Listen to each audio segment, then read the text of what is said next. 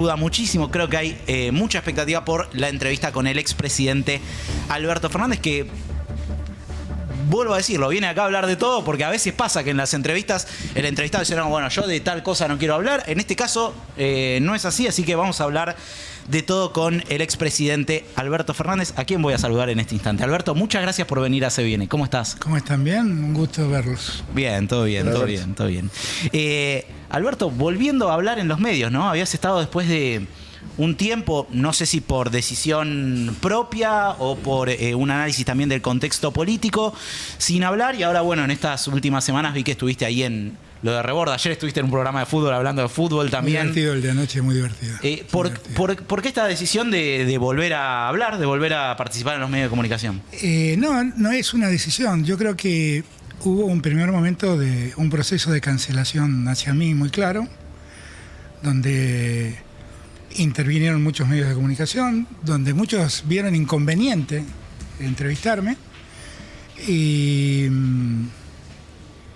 después también había cierto pudor de mi parte, porque frente a las acusaciones que se esgrimían en mi contra, la verdad es que tuve que esperar, ir demostrando poco a poco que muchas de las cosas que se estaban diciendo eran falsas, para sentirme más seguro y poder hablar con mayor libertad, porque la verdad es que yo sentía que debía hablar con un halo de sospecha, y eso no me hacía sentir cómodo. Pero la realidad también es que a mí, cuando me convocan a hablar de un medio, trato siempre de atenderlo. Por ahí, tú me conoces más que vos, de más años. Sí.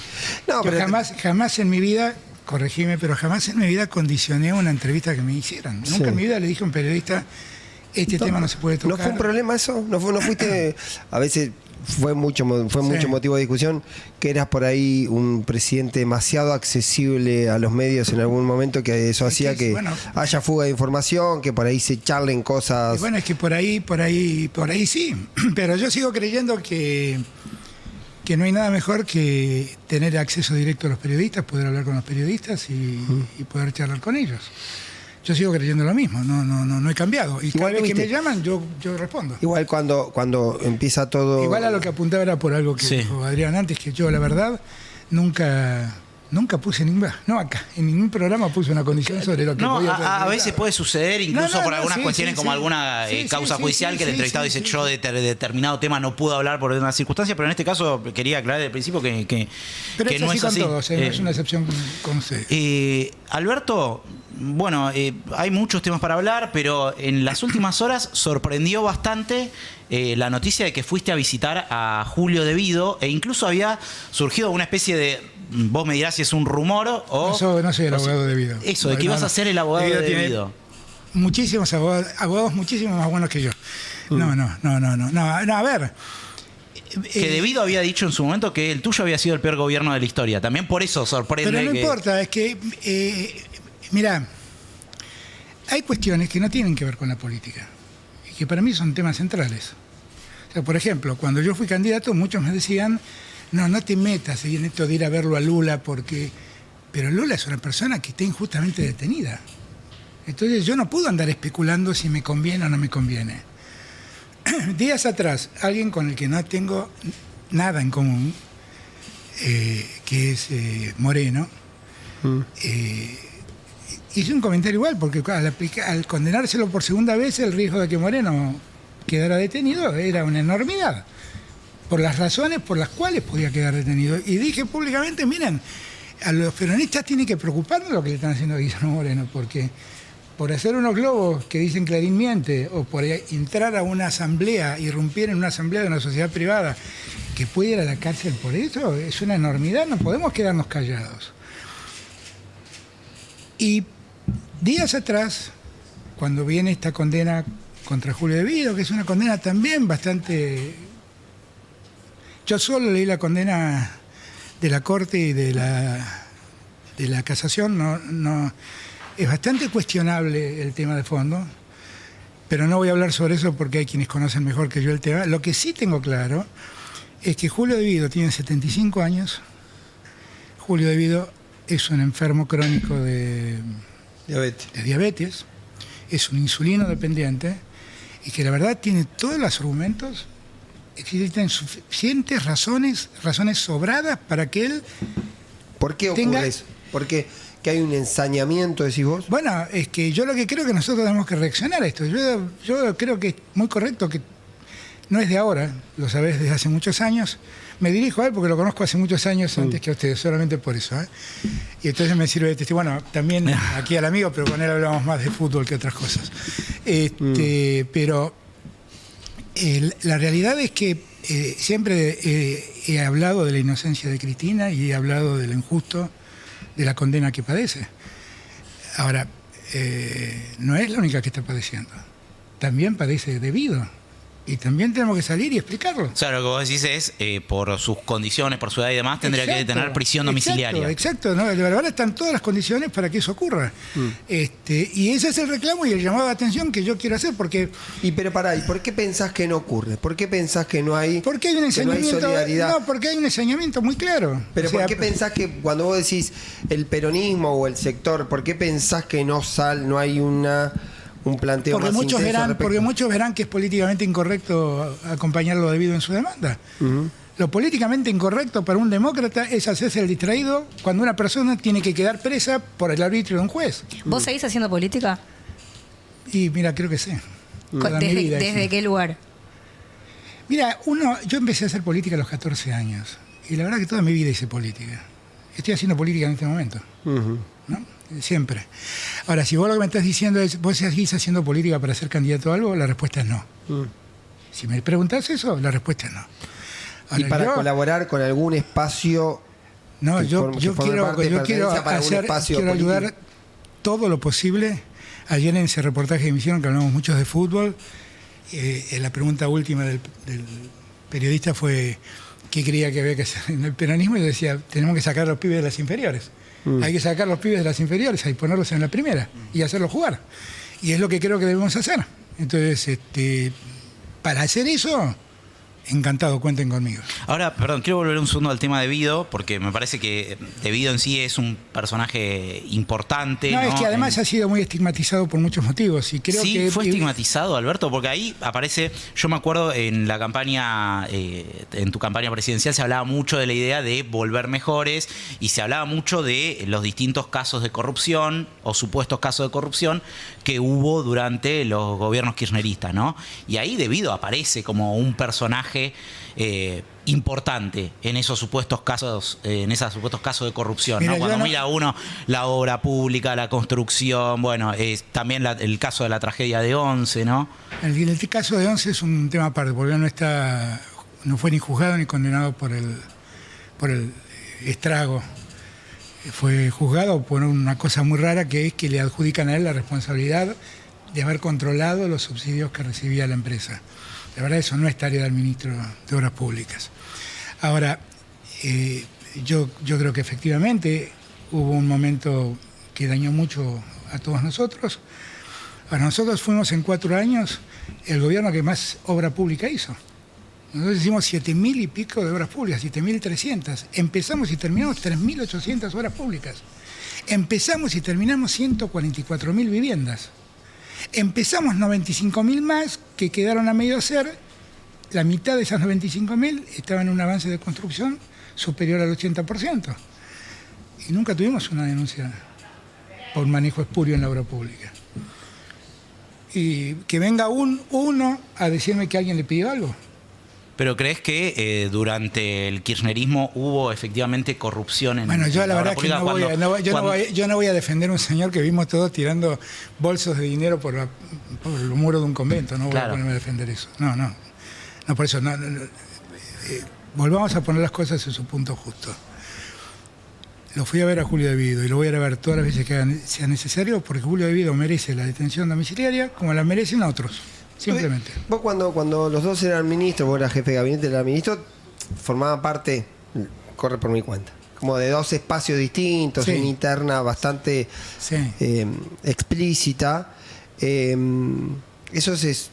O sea que ayer lo hablamos con Julio cuando hablamos, porque la verdad es que una de las preguntas que yo le hice a Julio es, la verdad que yo no tengo la menor idea, ¿cuándo nos peleamos nosotros? Por la verdad que yo nunca me peleé con De Vido. Ahora, había una construcción ¿Él que de sabía? algún lado salía. ¿Él Sí, sí? no. Se rió igual que yo. Dijo, no, nosotros nunca nos peleamos. La verdad es que esa fue una construcción que se hizo y que, bueno, quedamos parados como en veredas diferentes.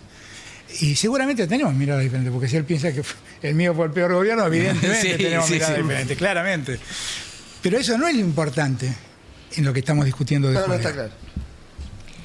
Bueno, recién hablábamos del tema corrupción. Vos dabas cuenta de la cantidad de obra pública, la cantidad de viviendas que se hizo en tu gobierno y que nada de eso fue objetado en términos de corrupción o en términos judiciales. Lo que sí se te está objetando ahora es el tema de los seguros, ¿no? Hay una causa por ese tema. ¿En qué estado está? Es una causa muy extraña, francamente, porque yo no...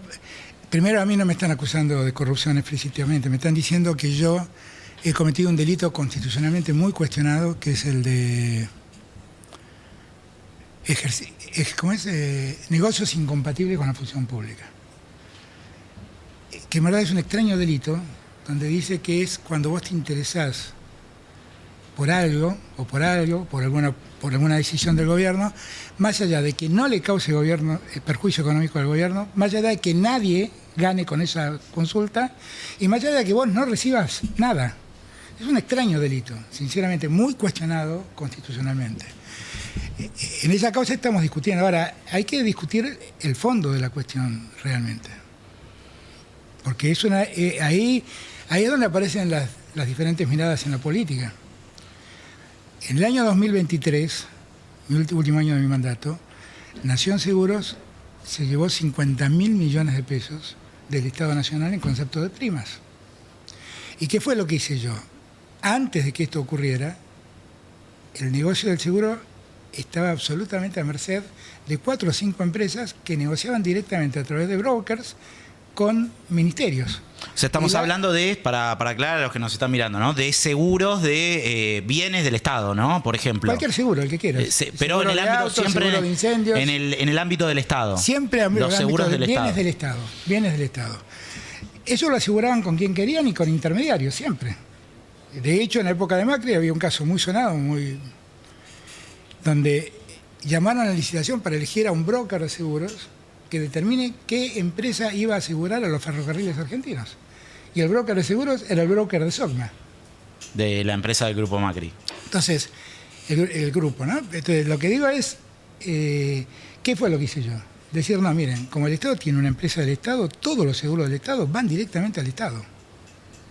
Es una medida de política económica, porque lo que nos permite es acumular recursos del Estado que antes iban a la actividad privada, a retenerlo en el sector público, y cuando vos, que siempre te escucho tus análisis económicos y tus comentarios, decís, no, porque el Banco de la Nación Argentina está subsidiando la tasa para créditos de las pymes. ¿De dónde empieza a salir ese dinero? De ahí sale ese dinero, porque todo lo que cobra Nación Seguros lo invierte en el Banco Nación y el Banco Nación cuenta con recursos para desarrollar políticas activas de Ahora, de lo que se te acusa es de que supuestamente esa medida, ¿no? Ese decreto tuyo terminó favoreciendo Eso al es marido falso. de tu secretaria, ¿no? Eso es absolutamente falso.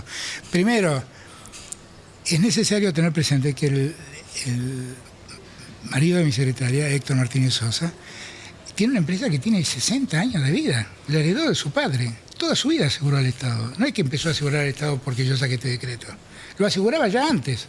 Lo aseguraba con la Caja, con otras empresas. Lo aseguraba. Lo aseguraba con Provincia, lo aseguraba con Nación en parte. ¿Y pero aseguraba más antes o aseguró más Mirá, durante tu gobierno? lo que yo te digo es que, por ejemplo, antes de que yo sacara el decreto, un asesor de seguros cobraba una comisión, por ejemplo, por incendio. Todos los edificios públicos están asegurados contra incendio, del orden del 30%. Esa comisión bajó a menos del 10%. Un auto cobraba entre 25 y 27%. Eso bajó a menos del 10%. Pero bueno, a mí me dicen que esto fue para beneficiar a los brokers. Esto, también quiero aclararlo, el decreto mío dice que no puede haber intermediarios en la contratación de seguros. Y de hecho no hay un solo contrato con intermediarios. Lo que pasa es que muchos no, el 20% de todo lo que se asegura en el Estado, requirieron un asesor de seguros. que generalmente son también brokers. ¿Y por qué reclamaron? Porque la naturaleza de lo que tenían que asegurar los excedía. Yo, por ejemplo, un día... Pero eso no se puede hacer, ahí es donde me surge a mí, eso no se puede hacer adentro del Estado. ¿Por qué tienen que ir a buscar un asesor de afuera? Porque, por ejemplo, mira, hubo un caso que a mí lo consulté especialmente. ¿Por qué el Ministerio de Educación tenía un asesor de seguros? Bueno, entre otros motivos, porque tiene la pinacoteca de pintura argentina más importante de la Argentina. ¿Y eso cómo lo calculas?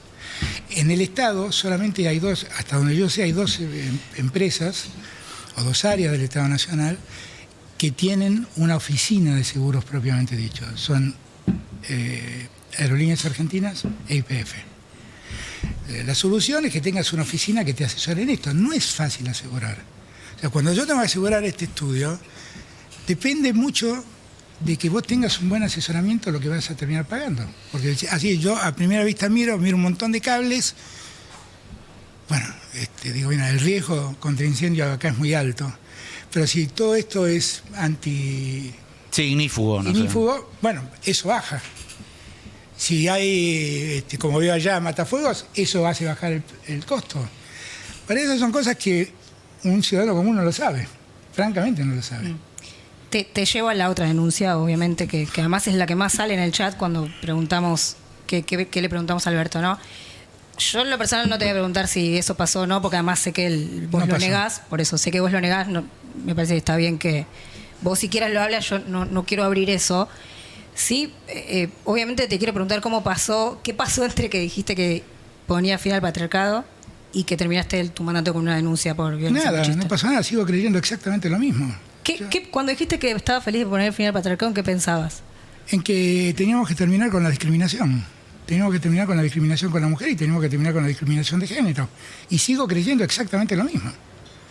Y tenemos que terminar con la violencia y sigo creyendo exactamente lo mismo. Esta denuncia es falsa. Es falsa.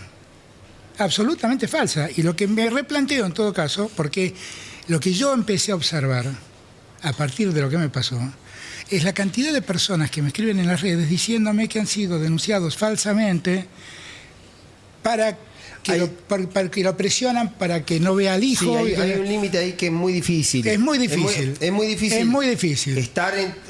Es muy difícil. Ser denunciado, si eso es falso. Es muy difícil. También es muy difícil hablar con alguien, en este caso con vos, donde hay una persona que dice que fue golpeada. Sí, Entonces, por eso. Es un territorio absolutamente complejo porque siempre hay una relación de poder muy irregular, una relación de autoridad ¿Dónde está la relación de poder irregular? Porque eso es algo que una yo nunca relación de entendí. poder desigual, no irregular, desigual. ¿Dónde está la desigualdad en mi caso?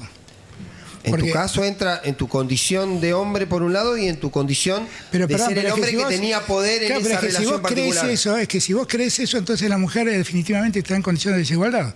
Y yo he hecho todo lo necesario para que no esté en condiciones por de eso desigualdad. dije dos cosas, no se por cayó eso- el por eso patriarcado te dije las igual, dos cosas. ¿Eh? No se cayó el patriarcado claro que y las no. mujeres están en situación de desigualdad. Claro que no. Bueno, pero por Claro que eso no, te dije pero las dos también hay cosas. un montón de cosas. ¿De qué?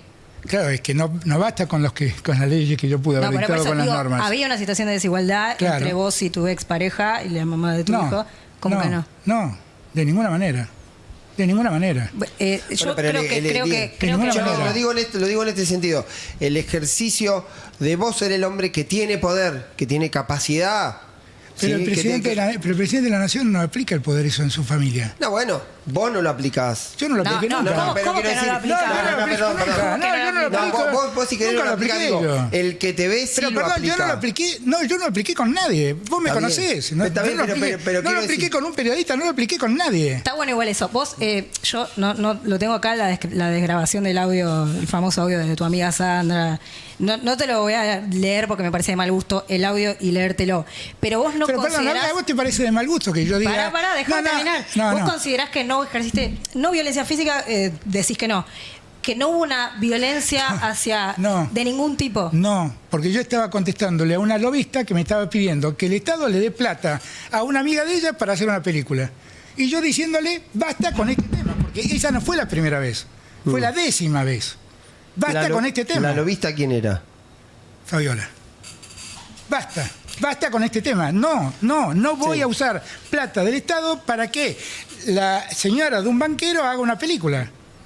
Y sí, le corresponde que vaya al Inca y pida el préstamo, qué sé yo. Sí. Pero yo no voy a interceder. Yo creo como piba de una generación que te vio decir vamos a volver mujeres y que se entusiasmó, no con vos, sino con todo tu gabinete de mujeres y con todas las políticas de género que fueron maravillosas, algunas maravillosas. Es raro que digas, siento que es raro que digas no hubo desigualdad, no... No, yo no dije que no hubo desigualdad. No, Recién. porque. No. Bueno, tal vez me expresé mal o se entendió mal.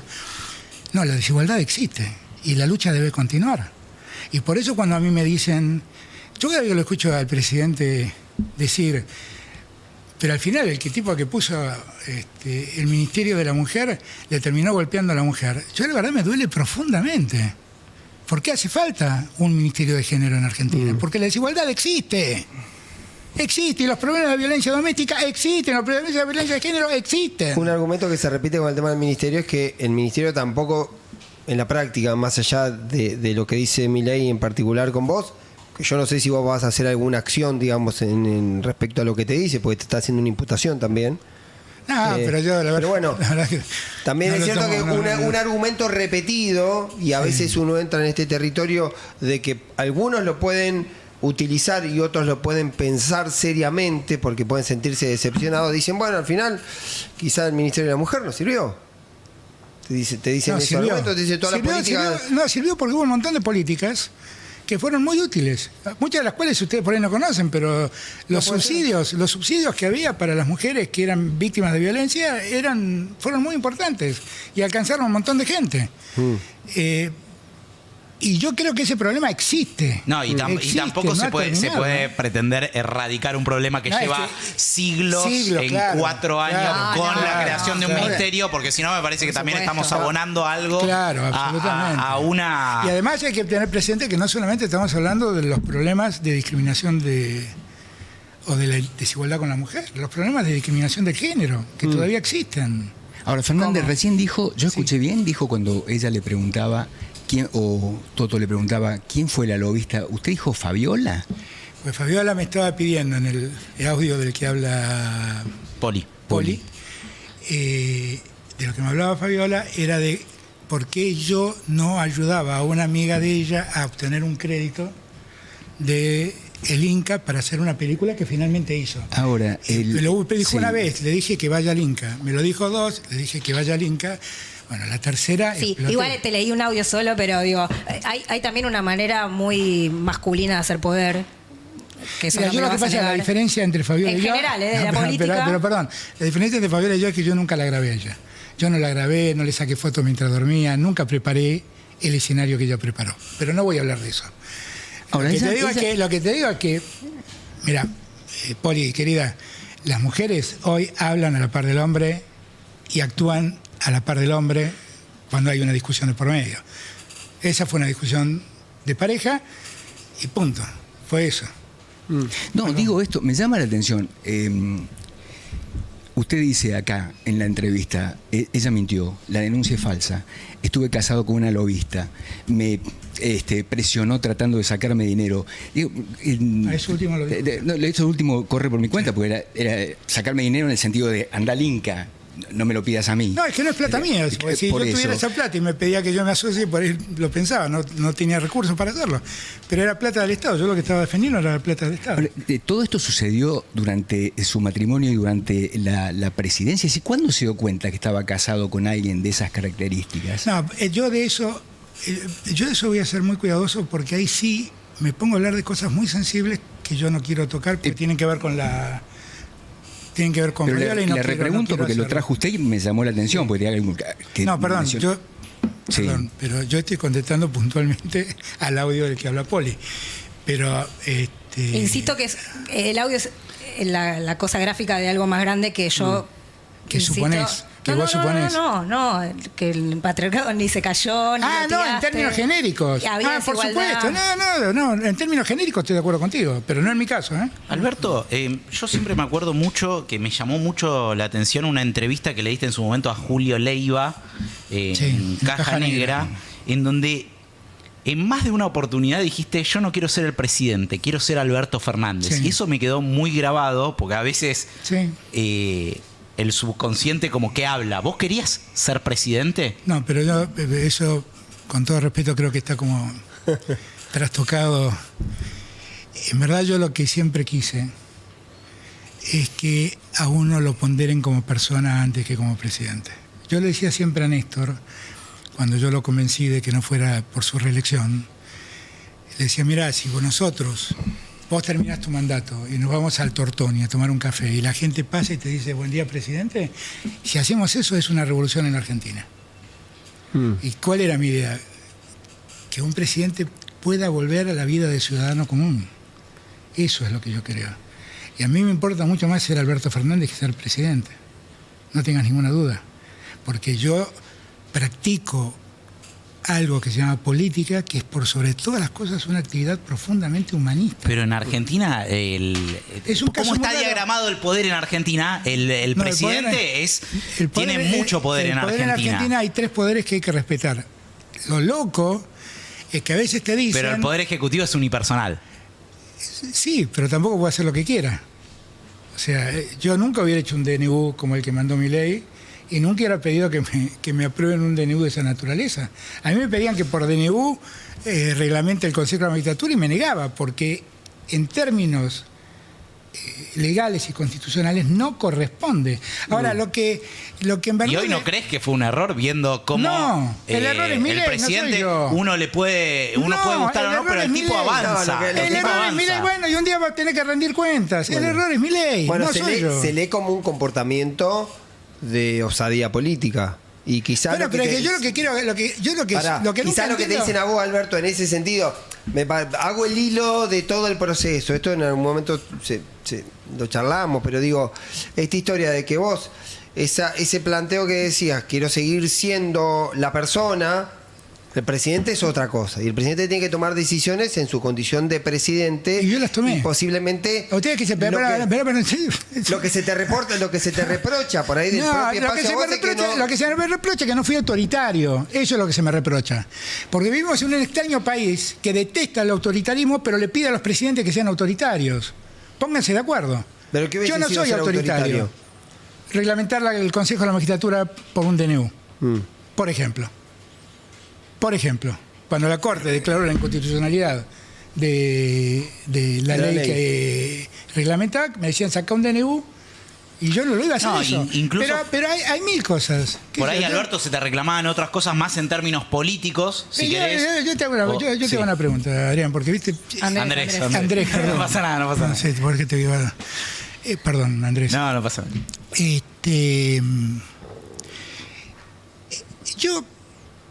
A mí me tocó ser presidente con una pandemia. Yo prendía el televisor y así como está esa pantalla, en todos los televisores de la Argentina, abajo había un contador de muertos. Abajo me decían cuántos se habían muerto y al costadito me decía cuántos se habían contagiado ese día. Una economía paralizada globalmente. Cuando empiezo a salir de ese problema, me enfrento con una guerra que trastocó toda la economía global, porque generó un aumento inflacionario en los alimentos, generó un aumento enorme en los precios de la energía, y en ese momento nosotros importábamos mucha energía, cosa que ahora no ocurre porque hicimos el gasoducto Néstor Kirchner, la mayor obra pública de la democracia. Y cuando estábamos saliendo de eso, vino la sequía más grande de la historia argentina. Bueno, díganme, yo no tuve una sola denuncia de violencia institucional. Nunca un decreto mío fue declarado inconstitucional. Nunca usé los servicios de inteligencia para perseguir a nadie.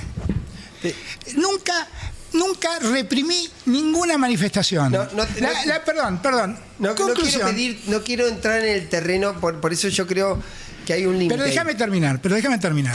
Mira, yo creo que el verdadero debate en el presente no es entre izquierdas y derechas, ni entre peronismo y antiperonismo. El verdadero debate es entre la vigencia del Estado de Derecho y la vigencia del poder corporativo. El poder corporativo es muy grande, muy poderoso. Ahora, Perdóname. El caso Moreno es una muestra del poder corporativo. Que Moreno, que vuelvo a repetir, no tengo en común, gracias a Dios, nada con él. Pero la verdad que estoy cuestionado porque decía que el Clarín miente, y hacía media que decían Clarín miente, y hacía gorrito que decían Clarín miente, y hacía globo. ¿Qué es esto? Es un acto de disciplinamiento como nunca vi en mi vida. Bueno, si ustedes quieren saber hacia dónde va ese mundo, yo les recomiendo que lean un artículo de Sam Altman que se llama La ley fundamental de la inteligencia artificial, y van a ver lo que dice ese señor. El señor dice que la democracia ya no tiene sentido, porque la inteligencia artificial va a regular todo. Esa es la discusión que hay. Por eso te traigo. Perdón. Termino con esto. Como soy el entrevistado, tengo derecho. Sí. En conclusión, ¿qué me están reclamando? ¿Que preservé el Estado de Derecho? Pero la foto, le reclaman la foto, le reclaman la foto, porque en el medio de lo que usted describe la pandemia, usted describe la sequía, usted describe el sufrimiento, el conteo. En el medio aparece una foto de horrible, ustedes. Sí, pero usted. Porque ahora vamos a ir a. Pero eso ya he dicho 500 veces que fue un enorme error. Ya lo dije 500 veces. Además, pero quiero aclarar una cosa, Yo fui ante la justicia, rendí cuentas y cumplí con la condena que me puso la justicia. Alberto, quiero volver al punto. Dale. Porque me parece interesante. Cuando vos se te reclamaba, vos decís querían que sea autoritario. Yo te digo, por ahí había una demanda de que vos tengas una actitud más fuerte. Vos me decís, preservé el Estado de Derecho, es un valor. Ahora uno ve que a Milei, haciendo lo que vos decís que está mal, quizás en algún momento tenga que rendir cuenta, pero no parece haber un reproche público, digamos, no parece haber un reproche. Bueno, yo no sé, no parece nadie digo, indignado con que Milei haya sacado un DNU o meta DNU como loco. El tema me supera a mí, porque es un tema que merece un análisis sociológico más profundo. No, claro, pero ¿por qué la Argentina, que reniega tanto de los autoritarismos? Sí. Mirá, hay un montón de gente que piensa que Cristina es autoritaria, qué sé yo. ¿Y para vos es autoritaria? No. Pero también un montón de gente cree que Cristina se enfrentó a los grandes poderes, que no es mucha la gente que lo cree de tu gobierno. Sí, pero, por ejemplo, ella se enfrentó a los grandes poderes respetando la institucionalidad. Por ejemplo, sacó una ley de medios que para mí no era buena, pero cumplió con las reglas de la institucionalidad. O sea, Cristina era básicamente, como todos nosotros, una reformista. No somos revolucionarios que tiramos por la ventana los sistemas institucionales. Tratamos de reformar las instituciones con las reglas de las instituciones. Y bueno, muchas cosas se pudieron hacer, pero Cristina contaba con una mayoría parlamentaria que yo no tuve y no tuvo tampoco las disputas internas que yo tuve que soportar. Alberto, ¿te parece que repasemos 4 o 5 imágenes de estos últimos años y que vos nos cuentes a todos nosotros qué se te viene a la cabeza cuando pensás en esas imágenes? Vamos con la primera. Tenemos ahí a mano el día de la Asunción. ¿Qué te acordás de ese día? No, poco, la verdad poco, pero lo recuerdo como un día lindo, como un día lindo donde se ponía fin a 4 años desastrosos previos y que creo que se abría una esperanza muy grande en toda la Argentina. Está Cristina ahí en la foto. ¿Sí? ¿Cuál es la pregunta? No, ¿cómo estás con ella? ¿Volviste a hablar? No he hablado con ella. Creo que tenemos diferencias muy claras, que ya existían de antes, pero yo pensé que las podíamos subsanar. Bueno, no pudimos. Yo guardo por ella respeto, pero no... ¿Es un diálogo que en algún momento crees que se puede retomar? No tiene sentido. Hay que hablar para adelante. Hay el tema del diálogo con Cristina, que fue un tema recurrente. Perdón. Pero quiero decir una cosa. Primer punto, yo estoy para hablar con todos, no es que me niego a hablar. Yo no descarto a nadie, ni... Cuando yo digo que hay que pensar en hablar para adelante, mira, yo no tengo que resolver ningún problema con Cristina. Ya está, lo que pasó, ¿Cuándo pasó. fue la última vez que hablaste con Cristina, te acordás? Creo que la última vez que hablé con Cristina fue el día que asumió a Milei, que nos cruzamos ahí en el Congreso. Sí, pero déjame, porque cuando uno mira, a uno le gusta la política, y algo que se mira del frente de todos es que hubo cierto... problema de origen, de funcionamiento. Mira, todo eso hay demasiada especulación y poca verdad. Pero la gran pregunta es si cuando vos acordaste ser compañero de fórmula dijiste quién va a gobernar esta Argentina. Yo, por supuesto yo, si no hubiera aceptado. ¿Te votó a vos? Por supuesto yo. ¿La gente te votó a vos al que ponía a Cristina o contra Macri? ¿Qué crees? No, nos votó a todos. Por eso nos llamamos el Frente de Todos. Entonces, pero igual Yo lo que creo, ustedes van a insistir con esto, pero no me van a sacar. Yo lo que creo es que no es momento de hablar de esto. ¿Sabes por qué? Porque tenemos otros problemas. El problema no es ver por qué y cómo fueron, en qué contexto Alberto se convirtió en el candidato. No es el tema. El tema es otro en la Argentina del presente, por lo menos lo veo así yo, y por lo tanto yo no quiero ponerme a discutir. Pero el presente me parece que también tiene que ver con por qué Cristina no es mi problema hoy. El problema de la Argentina no es Cristina, es otro. No, pero yo no lo digo como problema vos con Cristina, lo digo como dinámica del peronismo construyendo un gobierno, construyendo un espacio de poder yo por eso y fallando. Por lo menos en yo creo, la ejecución mira, de yo eso. creo que una de las cosas que la Argentina reniega mucho es de las disputas internas. Reniega mucho de eso. Reniegan con nosotros, reniegan con Milei, reniegan con Macri, reniegan, porque esas disputas internas para el ciudadano común siempre son vistas como disputas palaciegas. Tan lejanas a la gente, tan lejanas a la gente.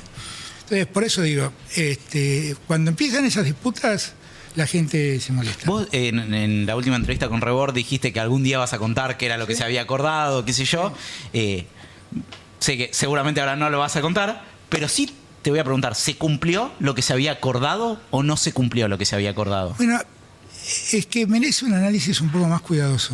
Yo creo que hay un punto de quiebre muy claro, que cuando escriba el libro, que va a tener por objeto que quede el registro de un testigo de la historia, pues ya ahí lo van a saber. Lo que digo es que no es este el momento. No es este el momento. ¿Ya tiene título el libro? Tiene un par de títulos. Tíralo acá. No me pidas tanto, ¿El quiebre fue el Fondo Monetario o a qué te referías? Ese es un punto de quiebre, sí. Porque eso no se había discutido. No, eso es falso, se discutió hasta el cansancio. Usted le dijo a Néstor que el día que pudieran tomar un café y la gente pasara por la calle y dijera buenos días, presidente, habrían provocado una revolución. Sí. ¿Usted puede caminar por la calle? Sí. Hasta el día de hoy no tuve ningún inconveniente. Pero no quita que pueda tenerlo, porque estamos viviendo en una sociedad muy loca. Vos me preguntás una de las cosas que me frustraron a mí. Mira, una de las cosas que me frustró es que no pude terminar con esta grieta maldita. Y ahora es mucho más profunda la grieta, mucho más profunda. O sea, nadie está exento. O sea, vamos a la siguiente foto, porque la verdad que... no es noticia que voy a escribir un libro, ya escribí como 10. Bueno, pero va escribiendo. Voy a escribir un libro de mi relación. Pero es el primero que escribís como expresidente, así que es noticia. Pero pasaron un montón de cosas durante los 4 años de Alberto Fernández presidente, y una de las cosas que pasó fue esta, que conmovió a todos los argentinos, Alberto. Se murió Diego Armando Maradona y se murió en medio de una pandemia. ¿Cómo te enteraste que se murió Maradona? Me avisaron a la mañana temprano. ¿Quién te escribió? Me avisó Juan Pablo Biondi. Tu secretario, el que era secretario de prensa. Medio, sí. De prensa, no de medio, perdón. ¿Y a Biondi cómo llega la noticia? ¿Directamente por Claudia? No sé cómo le llegó, pero lo que hice en el acto fue tratar de comunicarme con Claudia y ponerme a disposición de ella para ver cómo... Porque yo soy hincha de Argentinos Juniors. Para nosotros Maradona es un personaje sublime.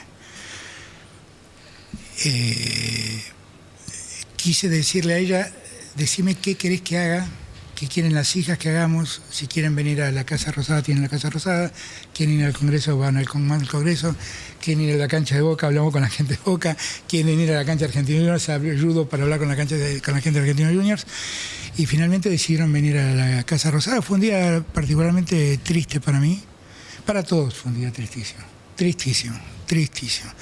porque Maradona no es un jugador de fútbol, es mucho más. Ayer lo discutíamos con este periodista que me entrevistó. Maradona es mucho más que un jugador de fútbol. Maradona es, en esencia, un ser humano excepcional, con muchos errores, con muchas cosas que por ahí algunos cuestionan de su vida, pero ha sido tan genuino. Para mí, el mejor jugador de fútbol que vi en mi vida. Para mí. Esto no va en desmedro de Messi, porque si no van a empezar a decir, no, yo creo que Messi es el mejor en este tiempo, Maradona fue el mejor en su tiempo y Pelé fue el mejor en su tiempo. Pero fueron tres formas de jugar al fútbol totalmente diferentes. Pero lo que tiene de agregado Maradona es que es un ser humano tan genuino, que era capaz de, en verdad, el primero que se enfrentó al poder instituido de la FIFA se llamó Diego Armando Maradona. Y así le fue. Y después vino toda la decisión de cómo encarar esto, porque vos decías, hablaste con la familia, que la propia familia de Maradona es quien te pide hacer el funeral en Casa Rosada. En un momento todavía estábamos ahí con la pandemia. Era un problemón porque, claro, se venían lo que se vio, 2 días de velatorio. En un momento no podíamos reunir a la gente. Yo en un momento salí y les pedía que por favor se bajen de las rejas que protegen la Casa Rosada porque estaban a punto de ceder. Me acuerdo que había un hincha de Almirante... Ahí estoy, mirá, con el megáfono. Sí, y me acuerdo que vino un hincha de Almirante Brown, que no sé si era de la hinchada de Almirante Brown. Le dije, te pido que me ayudes, y el tipo me ayudó un montón a ordenar todo. Porque había gente metida dentro del patio de las palmeras. Sí, bueno, es que en un momento, ¿no?, se metieron por el costado, exactamente. ¿Quién decidió? No recuerdo, creo que fue, no se sabía, ¿quién decidió en qué momento se terminaba el velorio? Porque se habló de eso, ¿te acordás? No, la familia. La familia, hubo un momento, bueno, en el momento en que entraron todos por el patio de las palmeras y se llenó de gente, fue un desborde, ahí cerramos todo, volvimos a llevar el ataúd de Diego al Salón de los Pueblos Originarios. Allí se quedó con la familia y sus más íntimos. La familia me avisó antes de cerrar el ataúd que iban a cerrarlo, que querían que yo baje a despedirme. Bajé, acompañé a la familia hasta que emprendió la marcha y fue ese recorrido hasta llegar al cementerio que fue en el oeste, en algún lugar del oeste, no me acuerdo dónde fue, que fue muy impactante ver la caravana y cómo en los puentes la gente... Y hablaste de la FIFA y me acordé que en un momento también tuviste unos tironeos con la AFA, básicamente con Chiquitapia, aquella cuestión de la IGJ. Ellos te acusaron de tratar de correrlo de la AFA, Chiqui. Una de las cosas, yo amo el fútbol, soy un hincha de fútbol absoluto. Una de las cosas que yo nunca quise es que la política se metiera en el fútbol. Cuando la política se mete en el fútbol, le arruina la vida al fútbol. Eso es lo que yo creo. Ayer en ese reportaje me preguntaban por qué los jugadores de fútbol... Miren, lo escuché en un reportaje que le hicieron ustedes a Titi Fernández. Ajá. Que lo escuché. Yo a Titi es alguien a quien quiero mucho. Por muchos motivos le tengo por ser una persona que lo ve, lo ha visto funcionar como periodista y bueno, lo he conocido y le tengo un gran cariño. Y la verdad es que él decía, ¿por qué él no le habla directamente a Messi? Porque yo creo que no debía hacerlo. Pero por ejemplo, mira, vamos a la siguiente foto porque tiene que ver con esto. Se dio justo así el hilo de la conversación. Porque también durante tu gobierno la Argentina salió campeón del mundo. Y la Argentina durante mi gobierno salió 2 veces campeón de América, ganó la finalísima y ganó la Copa del Mundo. Y el gobierno nacional nunca hizo uso de eso. ¿Sabes por qué? Porque los que tienen el mérito de haber ganado eso están arriba de ese colectivo. Eso está perfecto, pero ¿no crees que también había quizás una expectativa por parte de la gente, de la sociedad, de ver a los campeones del mundo en el balcón de la Casa Rosada? No, pero que yo les ofrecí que vayan a la Casa Rosada sin mí y se asomen. Pero nunca pudieron llegar. ¿Con quién fue esa gestión? Si yo no me equivoco, con el vicepresidente, con Tobillino. ¿Y por qué no sucedió? ¿No sucedió por la logística no pudieron avanzar misma? Nunca, si quedaron finalmente... Pero los jugadores habían aceptado ir a la Casa Rosada y salir solos al balcón. Yo ofrecí eso. Y quedó ahí. Después se dio que nunca iban. Pero digamos, no fueron, no querían ir. Déjame volver. Puede ser, yo no lo sé. No querían ir y con respecto a la no utilización, primero, eso de cuando el fútbol se mete en política o cuando la política se mete en el fútbol, bueno, es lo mismo que decía Macri. Yo vengo de afuera de la política, no tengo nada que ver con esto. Y usted dijo cuando se sentó aquí, yo estoy haciendo política en este momento. Es imposible escindirlo desde mi punto de vista. Y la Argentina no quiso ir con ustedes. Messi lo limpió. Yo no quiero discutir. Simplemente eso. No, porque eso es una mirada suya que no sé dónde la sacó. Yo tengo otra mirada distinta a la suya. Messi pasó por delante de la comitiva que lo fue a recibir. Yo no estaba ahí. No, claro, pero era su gobierno. No sé quién fue de mi gobierno. Guado. Fue él, no fue el gobierno. Bueno. Fue él, no fue el gobierno. No les dieron bola. Bueno, pero déjame hacerte una pregunta con eso específico. Igual, porque venía la crisis con la... No sé a dónde queremos llegar con esto. Que no le dieron bola. Bueno, ¿qué me importa? ¿Que no le dio bola a quién? no le dieron bola para ir a la... Y bueno, tiene razón, si gané la Copa él, ¿no? Yo no la gané la Copa, yo no jugué el partido. No, después te pregunto, en eso... No... Es una discusión, con toda franqueza, es una discusión estúpida, con toda honestidad. Si yo, en verdad los que ganaron se llaman Scaloni, Aymar, Claro. Simón, Messi, el arquero todos mayor, esos, todos sí. ellos. Sí, sí. Basta, no, yo no tengo nada que ver. No intervino Y cuando yo en le ese decía- proceso algo con el tema, porque, digo, vos por ahí, yo me acuerdo de que hubo en un momento una movida bastante complicada con el tema de la AFA. Hubo una disputa entre gente del gobierno. Yo no sé, que por ahí hay gente del conocida gobierno por que vos. no, yo no promovía a nadie, vamos a ordenarnos. Pero bueno, en la AFA por lo menos Tapia Bueno, ¿qué sé consideraba yo? que vos hiciste esa movida en su momento. Eso ¿Qué no movida? intervino ¿Qué en movida? Perdón. que toda la movida de la IGJ Yo no para tengo ni desconocer idea, esa no tengo elección. ni idea yo de ese tema. Nunca en mi vida hablé con No nadie te, por o ese sea, tema. no te metiste para nada con respecto al tema de la no conducción me de la meto AFA. porque yo creo realmente que cuando la política se mete en el fútbol es para dañarla. Te lo pregunto por para qué. dañar al fútbol. Pero ¿por qué te lo pregunto,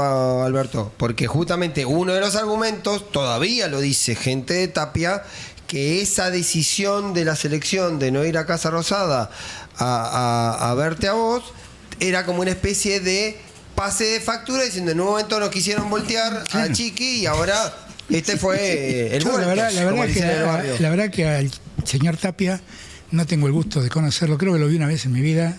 La verdad es que, como dije ayer, tenía muchas menos expectativas de lo que él podía hacer en el AFA a lo que efectivamente ha hecho. Con lo cual le estoy reconociendo que la verdad ha hecho un buen trabajo en la AFA. Pero lo digo ahora, no lo hubiera dicho siendo presidente. Y tenemos la última para repasar.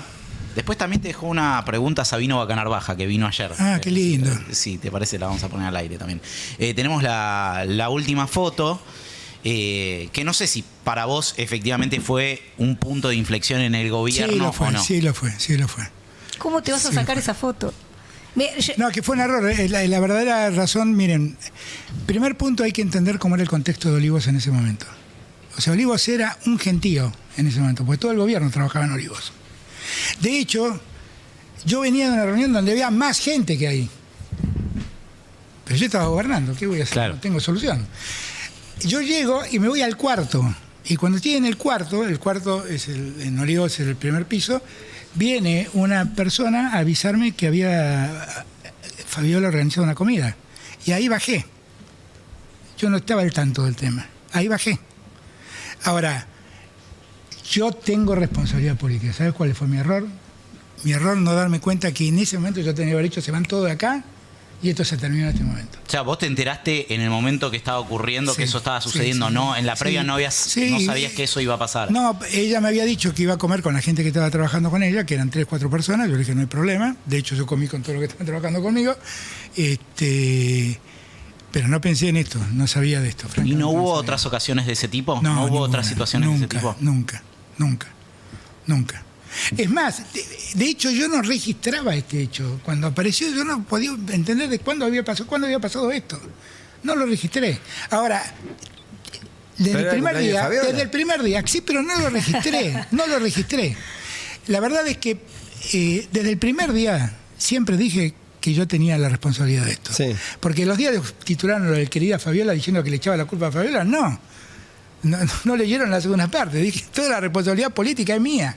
Yo debía haber dejado que esto pase. Punto. ¿Y Está claro. sabés cómo se filtró esa foto? No tengo ni idea. Hasta el día de hoy no sabés cómo se filtró esa foto. No lo sé. Porque esa también es otra cuestión, ¿no? Son las personas que estaban ahí. Y no sé. Pero muchas veces eso ocurre en el modo más sonso. O sea,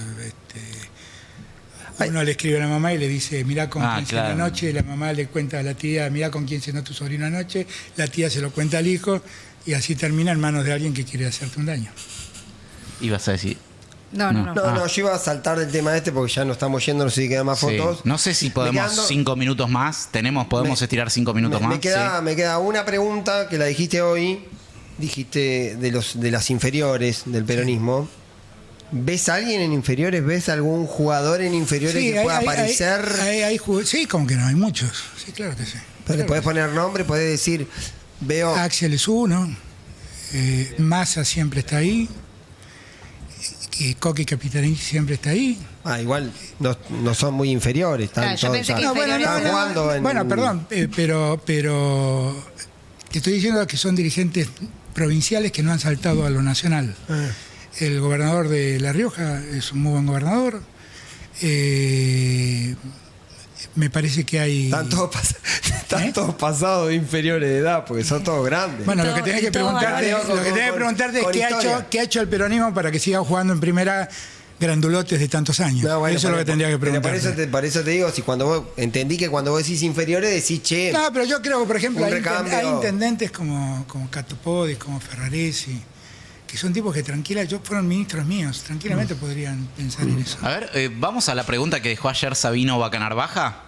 A ver, vino ayer Sabino Bacanarbaja, hablamos de un montón de cosas, de política exterior y demás, y te dejó esta pregunta, Alberto. Quiero que le dejes en esa cámara una pregunta al expresidente Alberto Fernández, que viene mañana a este programa. Bueno, le voy a preguntar por algo polémico que tiene que ver con el esquema del desarrollo de las granjas porcinas. No le quiero preguntar, bueno, un poco ya lo sé, pero lo pregunto acá en juego si él se arrepiente de esa cuestión. Acuérdense, ¿no? De la urna de no a las granjas porcinas, que genera un impacto en las políticas de desarrollo, que para mí, bueno, el 70% de la proteína carne que come el chino es cerdo. Y fíjense, Argentina está hoy vendiéndole maíz, importando cerdo, le vende maíz a Alemania que le vende cerdos a China. Excelente. Fíjense el valor agregado que ganamos en ese esquema bruto. Queda hecha la pregunta para mañana entonces para Alberto Fernández. La última que esperaba que me pregunte esto. Déjame poner el contexto. Eso se venía negociando y en un momento aparece una imagen tuya porque habías recibido en Casa Rosada a Liz Solari, que te había sacado una foto con una urna que decía no a las granjas porcinas. Pero vamos un poquito por orden. El primer punto, que nosotros nunca sacamos una reglamentación en contra de las granjas porcinas. Sí incentivamos a que haya un tratamiento de los residuos de la producción porcina sustentable. De hecho, en el Chaco, si yo no me equivoco, Coqui Capitanich fue uno de los que impulsó una granja porcina donde todos los residuos se convierten en biogás y nutren de energía a la misma granja. Y era eso un poco lo que nosotros planteábamos, y eso se hizo. Nosotros nunca sacamos una norma en contra. La foto, en verdad, tampoco fue con Liz Solari, era la fundación de Paul McCartney, que me había venido a ver, donde Liz Solari era con el presidente de la fundación. Y venían con ese planteo. Punto, se sacaron la foto, la subieron, y está bien, fue el planteo. Ahora, en los hechos... La verdad, nosotros no sacamos nunca. ¿No crees que pudo haber perjudicado con respecto a esos proyectos la foto? Es que los hubo desarrollos porcinos, como el que te estoy diciendo, el del Chaco. Hubo desarrollos porcinos. Pero quizás se esperaba en otra magnitud, no sé. Bueno, eso sí es posible, qué sé yo, no lo sé. Tal vez había otras expectativas que no fueron cubiertas. Creo que cuando Sabino lo pregunta sabiendo que esa foto tuvo consecuencias serias, porque en ese momento era embajador en China él. Puede ser. Honestamente, yo lo quiero mucho a Sabino, y fue un gran embajador además. Nunca me lo planteó. Nunca me lo planteó. Por ahí es lo que lo metiste en un dilema, y lo primero que se le ocurrió preguntar. Le avisamos antes que te iba a dejar una pregunta. Pero justamente ayer con Sabino también hablamos de política exterior, porque un poco se está hablando mucho de que el peronismo tiene que replantear algunas propuestas en términos económicos. Me pregunto yo si también no tiene que replantear algunas cuestiones en términos de política exterior, y puntualmente la dificultad que hubo para condenar lo que estaba sucediendo en Venezuela. ¿Vos creés que tiene que haber también un replanteo de eso, de poder condenar más categóricamente? Pero es que es todo muy confuso. O sea, primer punto, nosotros desarrollamos una política exterior que fue la de la promoción del multilateralismo. En un mundo que geopolíticamente ha cambiado sustancialmente. O sea, el mundo en el que vivimos no tiene nada que ver con el mundo en el que vivimos hace 20 años atrás. Nada que ver, nada que ver. No existe más ni Rusia ni Estados Unidos como imperios que fueron, y de repente irrumpió un país al que Napoleón ya advirtió que decía que el día que se despierte, Napoleón decía el día que se despierte China van a ver caminar un elefante sobre nosotros. Bueno, China se despertó y ha cambiado toda la geopolítica del mundo. Toda la geopolítica del mundo. Guste o no guste. ¿Qué fue lo que hicimos nosotros? Yo estuve en el Salón Oval, estuve en el Kremlin y estuve en el Palacio de Gobierno chino y en todos lados fui con el mismo discurso, defendiendo el multilateralismo. Eso es lo que básicamente es el peronismo, con su famosa tercera posición. Vos me decís, ¿por qué no fueron más duros con Venezuela? Pero pará, nosotros votamos que se investigue la violación de derechos humanos en Venezuela. Sí, es verdad. Entonces no sé de qué me estás hablando. No, pero yo te digo... Perdón, y la otra cosa... Igual no hablo específicamente de tu gobierno, hablo de que en general hay muchos sectores del peronismo que tienen mucha dificultad para condenar lo que sucede en Venezuela, cuando, por ejemplo, hay... esto...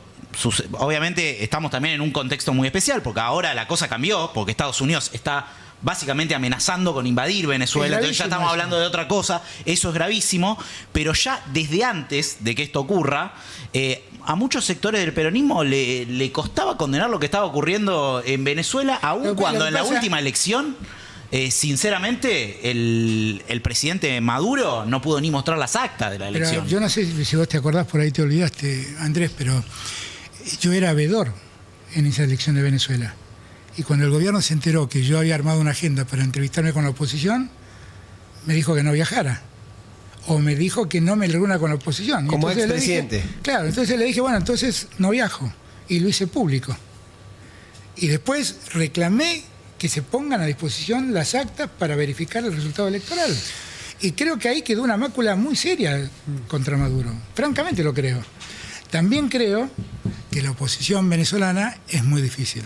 Realmente, que le hayan dado el Premio Nobel de la Paz a una persona... Corina Machado. Claro, que una persona que pedía la intervención militar de su propio país por parte de Estados Unidos, y la verdad es que es...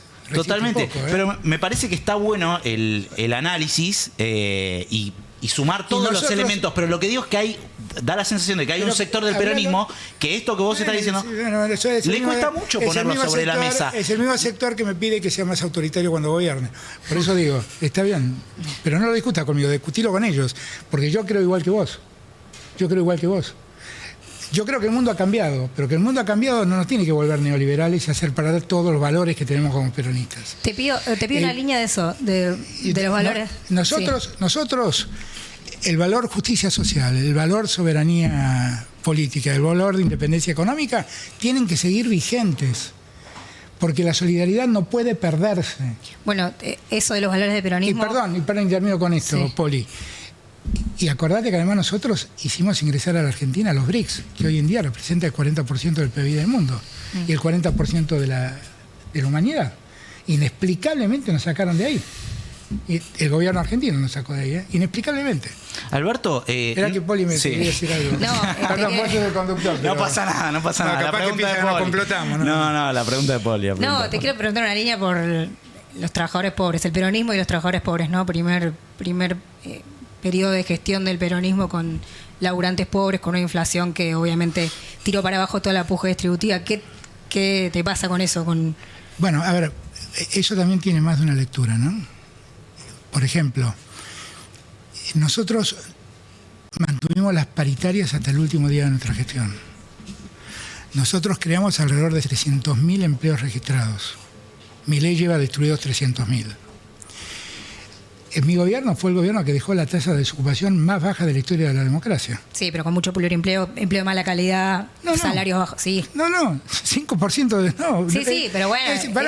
Perdón, es la misma medición para todos. No es que es una medición distinta para mí. Es la misma medición para todos. Ya lo sé, pero todos teníamos muchos trabajos de mala calidad, con salarios bajos. Bueno, el resultado final es que el salario real, al cabo de 4 años, subió 1,5 puntos. Es nada. ¿Sabe por qué es nada? Porque en el gobierno de Macri cayó 20 puntos. Y en la pandemia cayó 1 punto más. Entonces, claro, había que recuperar 21 puntos de caída. Alberto, no. Y en las condiciones que vivimos fue muy difícil. Ahora, claro que eso es una deuda para nosotros. ¿No crees que...? Podemos estar tranquilos con eso. Pero también hay una lectura equivocada. Vuelvo a repetirte. Creamos 700.000 trabajos registrados. Dejamos la tasa de desocupación más baja de la historia de la Argentina. Las las paritarias funcionaron hasta el último día de mi gobierno. Pero el problema de la inflación, ¿no crees que en algún punto se subestimó? Incluso pensando no se subestimó, no. Lo que pasa es que claramente hubo un problema fiscal que lo empeoró. Claramente. O sea, la sequía nos dejó... Pero ahí, cuando llega la sequía, ¿no? Que obviamente acelera problemas que ya habían en términos fiscales desde antes. Bueno, Guzmán hace mucho hincapié sobre la cuestión de los subsidios energéticos, que había un sector del gobierno que bloqueaba esa redistribución de los subsidios energéticos.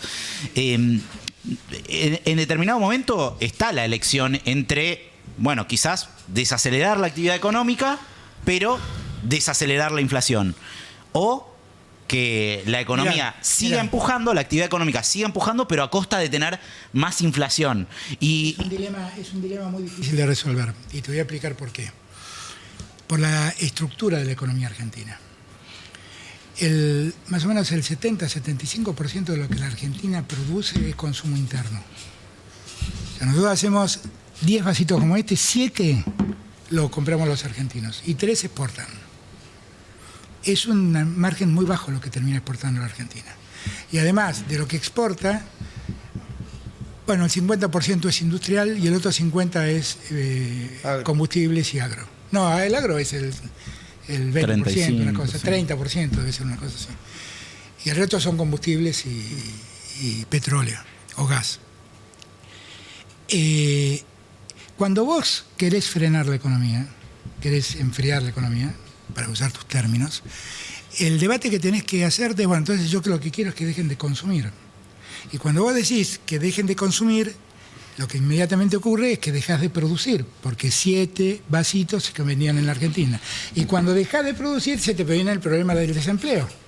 Yo ayer vi, como habremos visto todo, con mucho pesar, el cierre de Whirlpool. Sí.